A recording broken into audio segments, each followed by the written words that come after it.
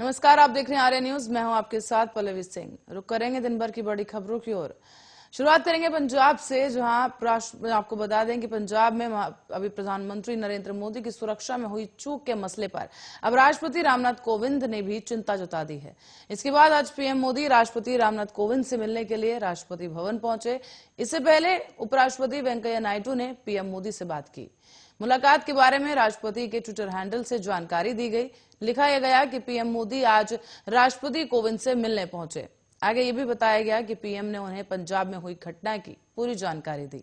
फिर राष्ट्रपति ने पीएम की सुरक्षा में हुई गंभीर चूक पर चिंता जाहिर की है। इस मुलाकात के बाद नरेंद्र मोदी ने भी ट्वीट किया और लिखा कि राष्ट्रपति जी ने मिलने बुलाया था। उनकी चिंता के लिए उनका आभारी हूं, उनकी शुभकामनाओं के लिए आभारी हूं, जो हमेशा ही शक्ति का स्रोत होती हैं। उपराष्ट्रपति वेंकैया नायडू ने आगे ट्वीट किया और लिखा, इसकी जानकारी दी। साथ ही उपराष्ट्रपति के ट्विटर अकाउंट से यह भी लिखा गया कि प्रधानमंत्री नरेंद्र मोदी की पंजाब यात्रा के दौरान उनकी सुरक्षा में हुई गंभीर चूक पर आज प्रधानमंत्री से बातचीत हुई। प्रधानमंत्री की सुरक्षा में हुई इस चूक पर गंभीर चिंता व्यक्त करते हुए उपराष्ट्रपति ने अपेक्षा की है कि सुरक्षा प्रोटोकॉल का कड़ाई के साथ पालन सुनिश्चित कराने के लिए कठोर कदम उठाए जाएं, जिससे भविष्य में दोबारा इस प्रकार की चूक न हो सके।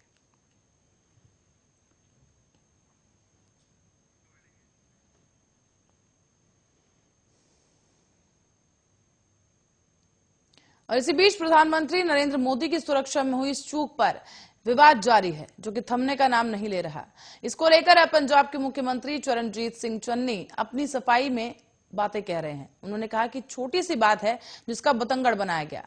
प्रधानमंत्री की सुरक्षा को कोई खतरा नहीं था। उन्होंने कहा कि विवाद खड़ा करके बीजेपी की रैली की नाकामी से ध्यान हटाने की कोशिश की जा रही है। निजी चैनल से एक खास इंटरव्यू में सीएम चन्नी ने यह बताया है कि अंतिम समय में पीएम के कार्यक्रम में यह बदलाव हुआ था। पीएम को हेलीकॉप्टर से जाना था, लेकिन अचानक उनका सड़क मार्ग से जाने का प्लान बन गया। इसमें पुलिस की कोई गलती नहीं। उन्होंने ये भी कहा कि प्रदर्शनकारी जिस जगह रास्ते रोक कर बैठे थे, वहां से 1 किलोमीटर पहले ही पीएम का काफिला रोक दिया गया था, तो इसमें खतरा कैसा। पंजाब के मुख्यमंत्री चरणजीत सिंह चन्नी ने आगे कहा कि हम पीएम का पूरा सम्मान करते हैं और हमें खेद है कि पीएम को वापस जाना पड़ा, लेकिन मैं ये बताना चाहूंगा कि मुझे जानकारी थी कि पीएम आने वाले हैं और पीएम की सुरक्षा के पूरे इंतजाम थे। मुझे पहले ही गृह मंत्रालय से फोन आ गया था। मुझे भी सीएम के जो स्वागत है उसके लिए जाना था और पीएम मोदी के स्वागत के लिए मैं जाना चाहता था, लेकिन मैं कोरोना संक्रमित में संपर्क आ गया था, इसीलिए जा नहीं पाया। लेकिन प्रधानमंत्री के स्वागत में हमारे मंत्री मौजूद थे। पीएम को किसी तरह का खतरा नहीं था।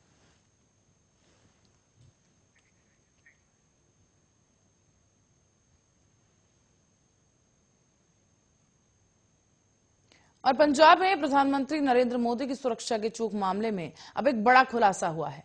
बताया जा रहा है कि एडीजीपी का लॉ एंड ऑर्डर की ओर से पीएम के दौरे को लेकर अलर्ट जारी किया गया था। इसमें किसानों के जमावड़े का भी जिक्र था। एडीजीपी लॉ एंड ऑर्डर ने किसानों की मूवमेंट रोड ब्लॉक करने को लेकर अल्टरनेटिव ट्रैफिक अरेंजमेंट करने के लिए कहा था। एडीजीपी की ओर से पुलिस विभाग को जरूरत के हिसाब से ट्रैफिक का बंदोबस्त करने के लिए भी कहा गया था। इसके अलावा एसएसपी को खुद मुआयना करने के लिए लिखित निर्देश भी दिए गए थे। इसके साथ ही भारी पुलिस बल तैनात करने के लिए भी कहा गया, ताकि कहीं प्रदर्शनकारी सड़क ब्लॉक करते हैं तो उसे खुलवाया जा सके। साथ ही आपको बता दें, इन सबके बावजूद प्रधानमंत्री की सुरक्षा में चूक का ये मामला सामने आया है। एडीजीपी लॉ एंड ऑर्डर की ओर से जारी किए गए ऑर्डर्स में कहा गया था, जो आपको बता दें कि तमाम निर्देश पहले से ही जारी कर दिए गए थे। लॉ एंड ऑर्डर में कहा गया कि पीएम मोदी की 5 जनवरी को फिरोजपुर में रैली होनी है। ऐसे में फिरोजपुर में पब्लिक ट्रैफिक और बड़ी संख्या में वीवीआईपी मूवमेंट रहेगा। आपको दिखा रहे हैं क्या कुछ निर्देश जारी किए गए थे। सिक्योरिटी, ट्रैफिक और रूट अरेंजमेंट को लेकर निर्देश दिए गए। अहम बिंदुओं पर फोर्स की तैनाती किए जाने को लेकर भी साफ निर्देश जारी कर दिए गए थे। किसानों के प्रदर्शन पर नजर रखने की भी हिदायत दी गई थी, ताकि रैली में किसी तरह की रुकावट न आए। किसानों को फिरोजपुर जिले में न आने दिया जाए, इसको लेकर साफ साफ निर्देश एडीजीपी की तरफ से जारी कर दिए गए थे। जरूरी ट्रैफिक अरेंजमेंट को पहले से ही सुनिश्चित करने के लिए कहा गया था। एसएसपी खुद जाकर रूट का मुआयना करे, इसको लेकर भी निर्देश दिए गए थे, ताकि रैली को लेकर किसी तरह का जो स्थिति है वो बनी रहे और शांति भंग ना हो सके। अहम बिंदुओं पर फोर्स की तैनाती करे जाने को लेकर भी लॉ एंड ऑर्डर की तरफ से पहले ही निर्देश दे दिए गए थे। किसानों के प्रदर्शन पर आपको बता दें कि नजर रखने के लिए भी निर्देश जारी किए गए थे। किसानों को फिरोजपुर जिले में ना आने देने की बात कही गई थी ताकि किसी तरह का नियमों का उल्लंघन ना हो और शांतिपूर्वक रैली की जा सके। रुक करेंगे अगली खबर की ओर, जहां प्रधानमंत्री नरेंद्र मोदी की सुरक्षा में इस चूक के बाद अब राजनीति भी गर्मा गई है। बता दें कि भोपाल में मुख्यमंत्री शिवराज सिंह चौहान ने आज गुरुवार को महामृत्युंजय मंत्र का जाप किया है। ये जाप गुफा मंदिर में किया गया। इसके अलावा भारतीय जनता पार्टी राजधानी दिल्ली में भी आज महामृत्युंजय मंत्र के जाप के साथ ही कैंडल मार्च भी निकालेगी। जानकारी के मुताबिक अलग अलग धार्मिक स्थलों पर पीएम मोदी की लंबी उम्र के लिए मंत्र जाप और पूजा की जाएगी। कुछ नेता झंडेवालान मंदिर भी जाएंगे और भारतीय जनता पार्टी का युवा मोर्चा एक कैंडल मार्च भी निकालेगा। ये कैंडल मार्च झंडेवालान मंदिर से होकर कनॉट प्लेस तक जाएगी और पीएम मोदी बुधवार को पंजाब दौरे पर जो गए थे, वहां सड़क के रास्ते हुसैनवाला वो जाना चाहते थे, लेकिन उस वक्त प्रदर्शनकारियों ने उनका रास्ता रोक लिया था। इसके बाद पीएम मोदी का काफिला करीब 15 से 20 मिनट रुका रहा। इसी को देखते हुए पीएम मोदी की सुरक्षा में से बड़ी चूक बताया जा रहा है। इसे लेकर गृह मंत्रालय ने भी पंजाब सरकार से रिपोर्ट मांगी है। तो वहीं बीजेपी का यह आरोप है कि पंजाब पुलिस ने प्रदर्शनकारियों को पीएम के रास्ते की जानकारी दी थी, जबकि कांग्रेस का कहना है कि पीएम मोदी की रैली में भीड़ नहीं थी, इसीलिए उन्होंने जानबूझकर अपना दौरा रद्द किया है। लेकिन दोनों ही सूरतों में प्रधानमंत्री की सुरक्षा को लेकर यहां बड़ा सवाल खड़ा है। कुछ भी हो सकता था, इसकी आशंका जताई जा रही है और इसीलिए प्रधानमंत्री की लंबी उम्र के लिए पूजा पाठ बीजेपी की तरफ से की जा रही है। तमाम मंत्री प्रधानमंत्री की सुरक्षा और उनकी लंबी उम्र के लिए पाठ कर रहे हैं।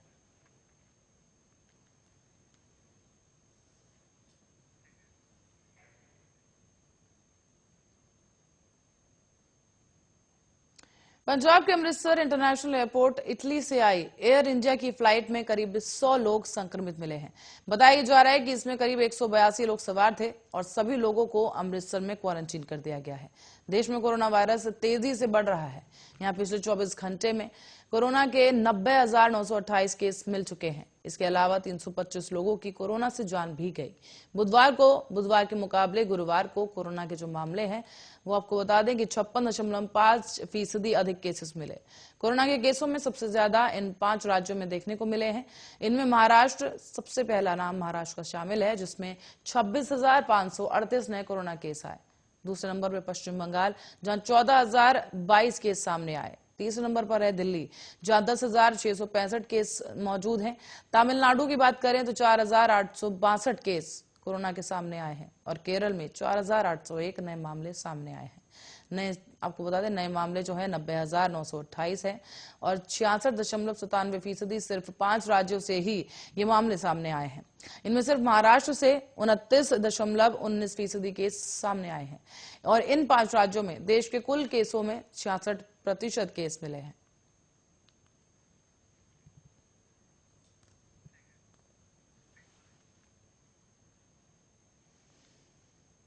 पंजाब में प्रधानमंत्री नरेंद्र मोदी की सुरक्षा को लेकर जिस तरह की चूक हुई है, उस घटना के बाद अब उत्तर प्रदेश के मुख्यमंत्री योगी आदित्यनाथ भी आज शाम को ही वाराणसी काशी विश्वनाथ मंदिर में महामृत्युंजय पाठ में शामिल होंगे और पीएम की लंबी उम्र की कामना करेंगे। बता दें कि प्रधानमंत्री की सुरक्षा में चूक को लेकर अब बीजेपी पार्टी की तरफ से आक्रामक जो प्रतिक्रिया है वो भी दिखाई जा रही है और तमाम पूजा पाठ जो हैं शुरू कर दिए गए हैं। मुख्यमंत्री योगी आदित्यनाथ भी इसी क्रम में शाम को 4 बजे काशी के विश्वनाथ मंदिर में जाने के लिए निकले थे और इसी के साथ ही दर्शन के बाद वो पीएम की सुरक्षा में हुई चूक के बाद इस मीडिया से भी बातचीत करेंगे।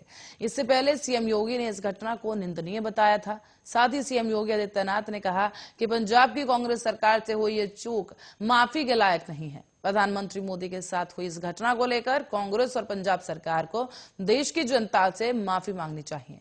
उन्होंने ये भी कहा कि देश की जनता कांग्रेस की शरारतपूर्ण साजिशों को सफल नहीं होने देगी। मुख्यमंत्री ने कहा है कि कांग्रेस देश की संवैधानिक संस्थाओं की अवमानना करती है। इसका एक बार और उदाहरण देश ने देखा। हमारे पीएम की सुरक्षा के साथ जिस प्रकार गंभीर चूक हुई, ये माफी के लायक नहीं है। ये पंजाब सरकार और कांग्रेस की एक दुर्भसंधि को प्रदर्शित करता है। साथ ही सीएम योगी ने कहा है कि देश की जनता कांग्रेस की शरारतपूर्ण साजिशों को भी सफल नहीं होने देगी। मुख्यमंत्री ने कहा है कि कांग्रेस देश की संवैधानिक संस्थाओं की अवमानना करती है और इसका एक बार और उदाहरण पूरे देश ने देखा है। इसी के साथ ही आपको बता दें कि सीएम योगी जल्द ही प्रधानमंत्री की लंबी उम्र के लिए पूजा करेंगे। और भारत में पिछले 24 घंटों में कोरोना के 90,928 केस सामने आ चुके हैं। देश भर में बुधवार की तुलना में करीब 56.5% ज्यादा केस सामने आए। सबसे ज्यादा चौंकाने वाली बात यह रही कि कोरोना की इस तीसरी लहर में बड़ी संख्या में डॉक्टर भी संक्रमित हो रहे हैं। मुंबई, दिल्ली, कोलकाता, पटना, चंडीगढ़, लखनऊ और पटियाला में बड़ी संख्या में डॉक्टर्स और मेडिकल स्टाफ कोरोना पॉजिटिव मिले हैं। देश में अब तक 1000 से ज्यादा डॉक्टर्स और मेडिकल स्टाफ संक्रमित हो चुके हैं। कोरोना की तीसरी लहर में भी महाराष्ट्र सबसे ज्यादा संक्रमित हो चुका है। महाराष्ट्र में पिछले 24 घंटे में 26,538 केस सामने आए। महाराष्ट्र में मुंबई सबसे ज्यादा संक्रमित शहरों में से एक है। ऐसे में मुंबई में बड़ी संख्या में डॉक्टर संक्रमित हो रहे हैं और यहां पर पिछले 3 दिनों में अलग अलग अस्पतालों में करीब 260 रेजिडेंट डॉक्टर संक्रमित हुए। यहां गुरुवार को सियोन हॉस्पिटल में करीब 30 रेजिडेंट डॉक्टर कोरोना पॉजिटिव मिले हैं। चंडीगढ़ की बात करें तो चंडीगढ़ के पीजीआई में भी बड़ी संख्या में डॉक्टर्स के संक्रमित होने के मामले सामने आए हैं। यहां अब तक 146 डॉक्टर और मेडिकल स्टाफ संक्रमित मिले हैं। इसके कुछ और अस्पताल ऐसे हैं जहां पर 50 डॉक्टर संक्रमित हुए। ऐसे में यहां अब तक 196 डॉक्टर संक्रमित हो चुके हैं। चलिए आपको दिखाते हैं ग्राफिक्स के जरिए कि डॉक्टर्स जो संक्रमित हो रहे हैं, किस राज्य में कितने डॉक्टर संक्रमित पाए गए। सबसे पहला नाम आएगा मुंबई का, जहां पर 230 रेजिडेंट डॉक्टर कोरोना पॉजिटिव पाए गए हैं। फिर नाम आता है चंडीगढ़ का, जहां चंडीगढ़ पीजीआई में अभी 2 दिनों में ही 196 डॉक्टर संक्रमित पाए गए। फिर आते हैं रांची पर। रांची में 179 डॉक्टर और कर्मचारी संक्रमित पाए गए। फिर नंबर आता है दिल्ली का, जहां दिल्ली के सिर्फ महज 4 अस्पतालों में ही 120 डॉक्टर संक्रमित है। पटना में 200 डॉक्टर कोरोना पॉजिटिव पाए गए, जबकि कोलकाता में 70 डॉक्टर और स्टाफ कोरोना संक्रमित है। इसी के साथ ही लखनऊ के मेदांता में मेडिकल स्टाफ के 25 लोग कोरोना संक्रमित पाए गए। इसी के साथ साथ आपको बता दें कि लगातार जिस तरीके से कोरोना के खतरा बढ़ रहा है और इसमें इस बार डॉक्टर्स निशाने पर हैं। पटियाला में भी बात करेंगे तो 100 मेडिकल छात्र कोरोना पॉजिटिव पाए गए। इस कड़ी में मुंबई का नाम सबसे पहले आता है, जहां पर करीब 230 रेजिडेंट डॉक्टर कोरोना संक्रमित हो चुके हैं। एक बार फिर नजर डालेंगे चंडीगढ़ में पीजीआई में, जहां पर 192 डॉक्टर कोरोना संक्रमित पाए गए। रांची में 169 जो डॉक्टर हैं वो संक्रमित हुए। दिल्ली के 4 अस्पतालों में 120 डॉक्टर कोरोना पॉजिटिव। पटना में 200 डॉक्टर्स हैं जो संक्रमित हो गए हैं कोरोना से, और कोलकाता में 70 डॉक्टर और स्टाफ संक्रमित पाया गया है।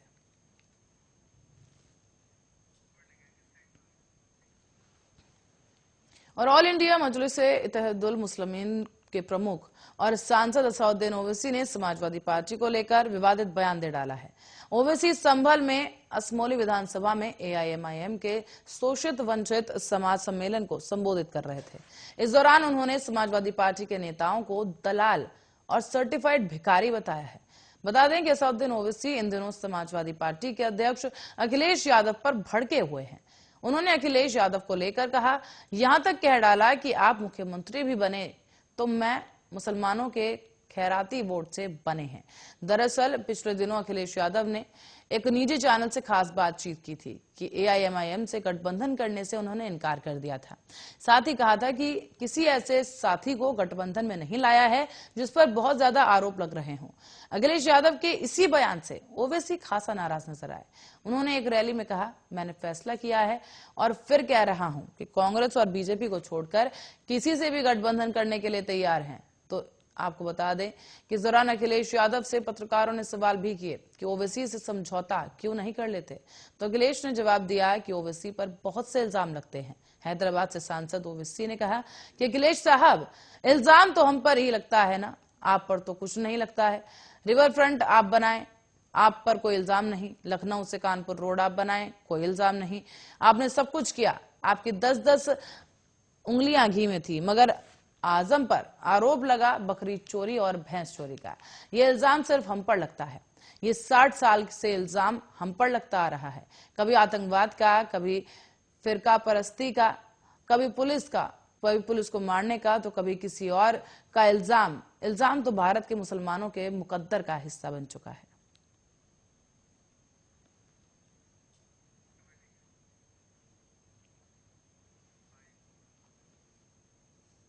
अब प्रधानमंत्री नरेंद्र मोदी की सुरक्षा में पंजाब में हुई चूक को लेकर कांग्रेस और बीजेपी आमने सामने है।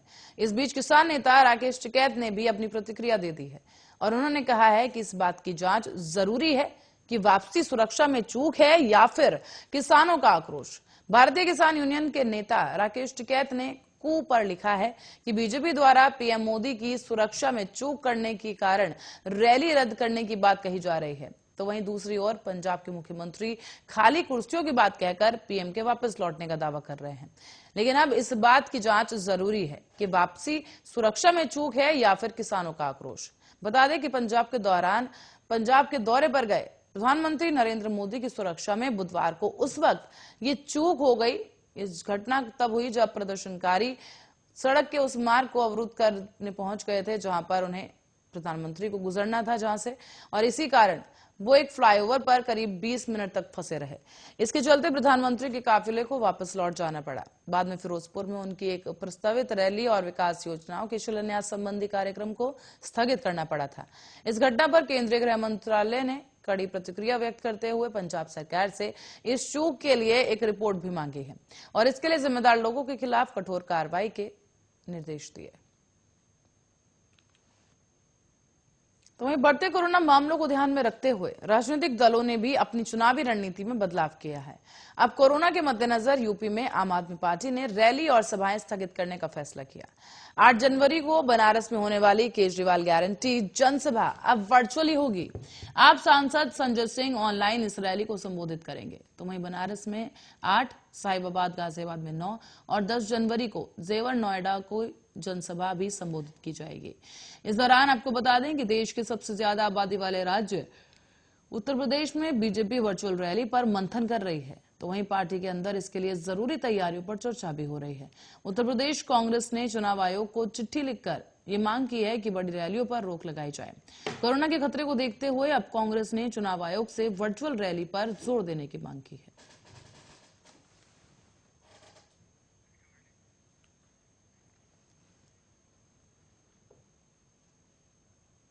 और देश के तमाम राज्यों की तरह ही उत्तर प्रदेश में भी कोरोना संक्रमण के मामले तेजी के साथ बढ़ रहे हैं। गंभीर हालातों को देखते हुए प्रदेश के तमाम जिलों में एहतियाती कदम उठाए जाने भी शुरू हो चुके हैं। इसी कड़ी में नोएडा जिला प्रशासन द्वारा भी कई प्रतिबंध लगा दिए गए हैं। इनके तहत अब जिला प्रशासन ने रेस्टोरेंट्स, मल्टीप्लेक्स और मॉल को केवल 50% क्षमता पर संचालित करने की अनुमति दी है। तो वहीं जिम और स्विमिंग पूल को बंद कर दिया गया। वहीं जिला मजिस्ट्रेट सुहास एलवाई ने लोगों से अपील की है कि गैर जरूरी यात्रा न करें और बेहद जरूरी हो तभी घर से बाहर निकले। बता दें कि बुधवार को गौतम बुद्ध नगर में सक्रिय मामलों की संख्या 1000 के आंकड़े को पार कर गई थी। दरअसल यहां पिछले 24 घंटे में 511 कोरोना के नए संक्रमित सामने आए, जिसके बाद एक्टिव मामलों की संख्या 1100 से ज्यादा हो गई थी। तो वहीं जिले में नए प्रतिबंध आज से लागू हो जाएंगे। गौरतलब यह है कि मंगलवार को सरकार ने सभी जिलों में रात 10 बजे से लेकर सुबह 6 बजे तक के लिए रात को कर्फ्यू के 2 घंटे तक बढ़ाने का एक एडवाइजरी जारी कर दी थी। और बता दें कि पिछले साल 24 दिसंबर को पूरे यूपी में रात 11 बजे से सुबह 5 बजे तक के लिए नाइट कर्फ्यू की लागू किए जाने की बात कही थी। वहीं जनवरी तक कक्षा 10 तक के सभी स्कूलों को बंद करने पर भी घोषणा की गई। इसी के साथ ही कहा गया था कि 1000 से अधिक सक्रिय मामले वाले जिलों को आगे प्रसार को रोकने के लिए अतिरिक्त निवारक उपाय करने होंगे। तो वहीं कर्फ्यू के समय के दौरान फूड डिलीवरी पर फैसला लेने में इसको लेकर डीएम ने कहा है कि लखनऊ में वरिष्ठ अधिकारियों के परामर्श के बाद गुरुवार की दोपहर तक इसकी घोषणा की जाएगी। डीएम ने हालांकि बताया है कि मैं स्पष्ट करना चाहता हूं कि किसी भी आर्थिक गतिविधि को रोका नहीं जाएगा और किसी पास की जरूरत भी नहीं होगी। हालांकि रात में लोगों की अनावश्यक आवाजाही पर रोक लगाने के लिए पुलिसकर्मी तैनात रहेंगे। निजी कंपनी और प्रतिष्ठानों से अनुरोध है कि न्यूनतम कर्मचारियों को कार्यालय बुलाएं। अगर अधिकारियों को रात की पाली के लिए बुलाया जाता है तो उन्हें अकेले उनके आधिकारिक पहचान पत्र के आधार पर काम और घर के बीच आने जाने की अनुमति दी जाएगी।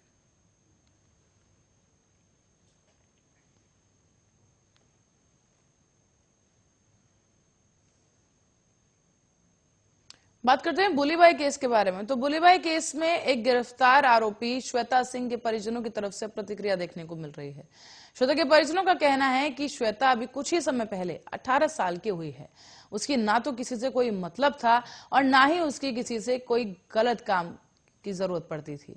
उसे सोशल मीडिया पर एक लड़का मिला था जिसके कहने पर उसने एक अकाउंट बनाया था।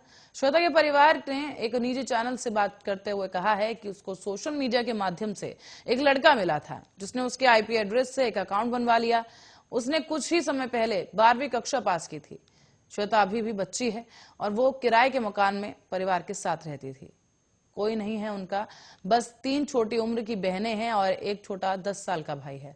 श्वेता के परिवार वालों का कहना है कि उनका घर वात्सल्य योजना के सहारे चलता है, जिसमें प्रति माह प्रति बच्चा 3,000 रुपए मिलते हैं। लेकिन जब से श्वेता इस केस में फंसी है, तब से मकान मालिक ने भी घर खाली करने को बोल दिया है। घर वालों का कहना है कि श्वेता को किताबें पढ़ने का शौक है।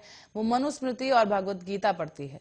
कुछ ही समय पहले ही उसके पिता का कोरोना से देहांत हो गया था। आज तक उसने पड़ोसियों से बात की तो वहां पर बताया गया कि मौजूद वहां के सभी लोगों ने श्वेता की तारीफ ही की है। उन्होंने कहा है कि बच्चे सब अच्छे हैं, सिर्फ पढ़ाई पर ध्यान देते हैं। श्वेता भी बहुत अच्छी लगती थी।